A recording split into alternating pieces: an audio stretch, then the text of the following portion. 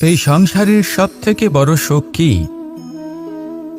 কেউ বলবেন নিজের লক্ষ্য প্রাপ্ত করা, কেউ বলবেন ধন উপার্জন করা, কেউ বলবেন নিদ্রাই সব থেকে বড় সুখ, কেউ বলবেন রাজ্য লাভ করা, আবার কেউ বলবেন মাতার হাত থেকে খাবার খাওয়া,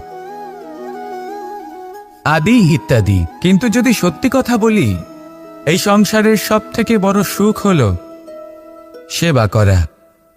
কখনো কাউকে সেবা করে দেখুন। এই সেবা দ্বারা অন্য কোনো মানুষের আশীর্বাদ লাভ করাতেই সুখ রয়েছে। আপনার সেবা ভাব দ্বারা যখন কোনো মানুষ নিজের অন্তরাত্মা থেকে আপনাকে আশীর্বাদ করে, তার থেকে বড় সুখ আর কিছুই নেই। কারণ প্রত্যেক মানুষের মধ্যে ঈশ্বর বাস করেন। নরের সেবাই হল নারায়ণের সেবা।